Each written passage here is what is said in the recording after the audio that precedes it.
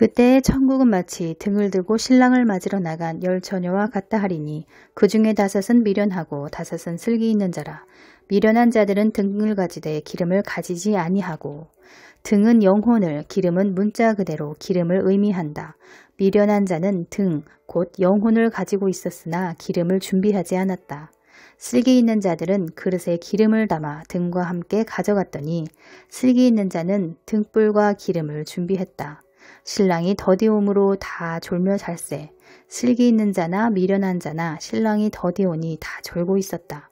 밤중에 소리가 나되 보라 신랑이로다 맞으러 나오라 하매 밤중에 신랑이 왔다. 밤은 영적으로 어두운 시기를 의미한다.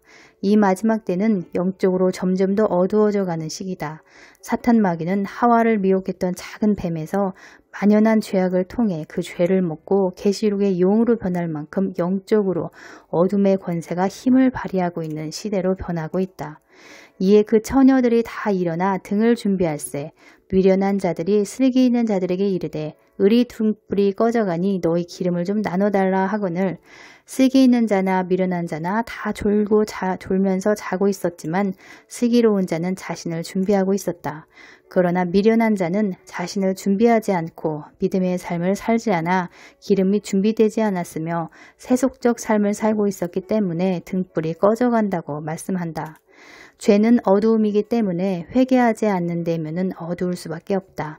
빛은 예수님을 상징한다. 예수님을 통해 우리의 빛의 자녀로 되었다고 말씀한다.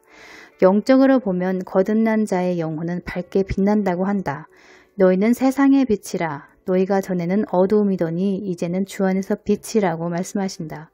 영접하기 전에는 어둠에 속한 자였지만 지금은 예수님 안에서 빛이라고 말씀하신다. 그러나 불신자의 영혼은 죽어있기 때문에 그들의 영혼은 어둡다고 한다. 그러니 믿는 자와 믿지 않는 자는 영혼의 불빛을 통해서도 확연히 구별되는 것이다. 또한 믿는 자 가운데서도 영적으로 믿음이 연약하고 성장하지 않은 자의 영혼의 불빛은 희미하다고 한다. 죄의 어두움으로 인해 그 빛을 잃어가기 때문에 희미할 수밖에 없다. 내 안에 해결되지 않은 어둠, 곧 죄악이 있을 때 그 빛을 잃어간다고 하니 시시로 토하며 회개하는 삶을 살아야 하겠다. 주님께서 십자가의 죽으심으로 보혈로 씻을 수 있는 은혜를 주셨기 때문에 이 땅에 사는 동안 보혈을 의지하여 성결하게 하는 책임은 각자에게 있다. 권능의 주님이 내 안에 계시기 때문에 영을 활성화함으로 거룩한 삶을 살도록 노력해야 한다. 믿음이 강하고 자기를 부인하는 삶, 산순교의 삶을 산 자들의 영혼의 불빛은 매우 강하게 빛난다고 한다. 그 빛은 내 안에 예수님의 빛이다. 내가 죽어짐으로 그분의 생명의 빛이 강하게 빛나는 것이다. 미련한 자의 등불이 꺼져간다는 말은 신랑이 더디옴으로 졸며 잤기 때문에 영적으로 준비되지 않아 영혼의 불빛 등불이 희미하게 꺼져간다는 뜻이다. 그래서 그들은 영혼의 등불이 꺼져갈 뿐만 아니라 기름 또한 준비하지 못해 혼인잔치에 들어가지 못했다고 성경은 말씀한다. 너희를 알지 못한다고 말씀하고 있다. 그러니 언제 오시든 주님을 맞이할 준비를 하고 있어야 한다.